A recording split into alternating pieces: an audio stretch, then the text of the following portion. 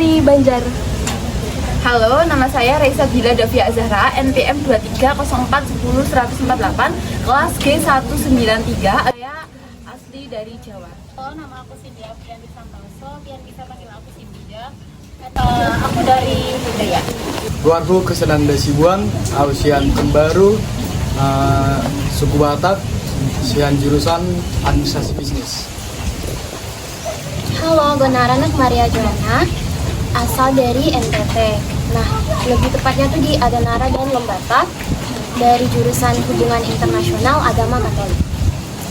Assalamualaikum, Abdina Farah Ibrita, NPM 230440100038, jurusan Hubungan Internasional, Agama Islam, suku Medina.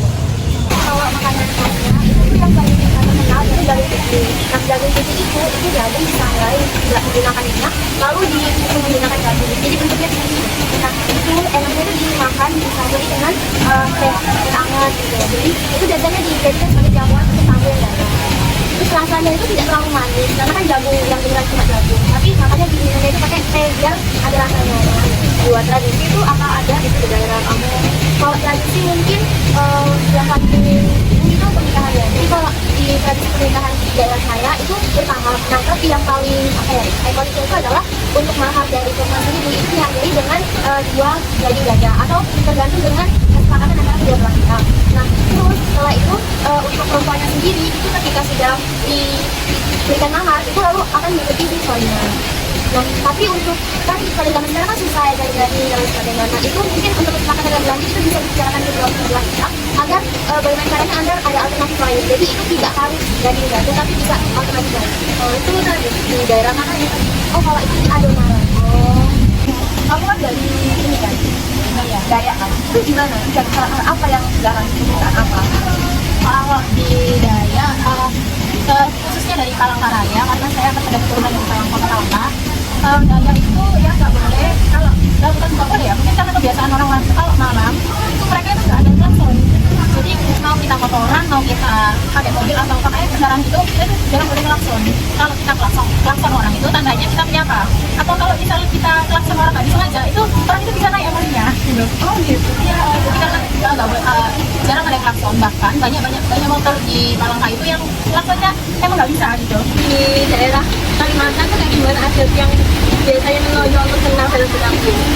Ya sebenarnya untuk adat ya sama sih, ya harus kita pinjam dulu. Cuman ada salah satu larangan ya orang dia suka mati ya, karena namanya itu keturunan. Jadi itu kalau bisa kita dikasih makanan, dikasih minuman itu harus minimal bukan dikit lah. Kalau memang kamu nggak suka minimal ya itu dikit. Kalau nggak suka soalnya kalau kita nggak cicipin itu bisa diunggulin apa ya, kita dilakukan malah petaka. Ini ya kayak terkait aku pengen tahu nih dari hal-hal mistis yang ada di daerahnya, yaitu di Batak ya. Iya. Hal mistis itu kayak kalau kita paling yang selama aku di daerah Batak itu sama ya. Kan aku 3 tahun. Terus aku juga sama. Terus kami mandi itu kalau sore itu mandinya wajib di danau. Karena aturan sama. Terus kalau kita di danau itu kita nggak boleh sedikit pun ngeluarin kata kasar atau kata kotor. Nah, jadi kalau kata orang tua, kalau kita berkata kasar, di waktu kita berenang itu kita ditarik ke bawah, ke dalam danau. Jadi kita nggak bisa hilang gitu. Iya, nggak bisa kembali. Nggak bisa kembali. Itu salah satu mistisnya. Sama juga kalau kita ke suatu tempat yang belum kita ketahui, misalnya kita menjalan-jalan, kita orang Batak itu pasti bilang Setabiokung. Itu kayak permisi, ucapan permisi, supaya kalau kata tua pengemudinya itu nggak terganggu gitu. Jadi kita bisa aman aja.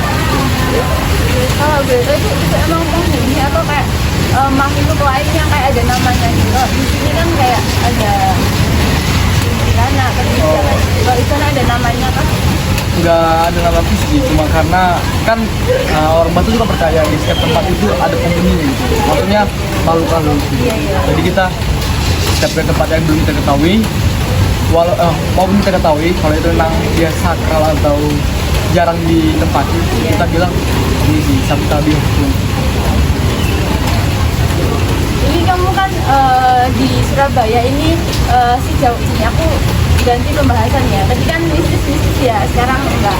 Itu gimana sih menurutmu dari kamu yang perpindahan di daerahmu terus ini tuh teman-temannya gimana sejauh ini, kayak menerima kamu atau excited karena ada kayak oh ada orang yang dari daerah jauh nih, kayak excited atau gimana dari teman-teman yang ada di kamu? Kalau selama di sini perbedaan pertemanan itu gimana ya? Kalau kita di Batak itu cuma beda di nada omongannya, Logatnya ya? Logat. Iya, sama bahasa. Kalau kita di Batak itu lebih sering kayak bercandanya itu nadanya tinggi gitu. Kan orang Batak ada tinggi. Contohnya? Kayak misalnya kita gimana ya? Kalau aku dulu di SMA waktu main kayak apalah kau gitu kan, kalau orang Jawa biasa kan, kalau di Batak tuh ya ada gitu. Oh kayak gitu. Kayak iya. bentak juga, cuman sebenarnya itu memang ciri khas orang Batak gitu. Iya. Tapi teman-teman di sini juga kayak ini ya, kayak menerima kita excited ya, karena banyak perbedaan, maksudnya dari logatnya yang berbeda itu mereka menerima ya, masih Iya. aman ya.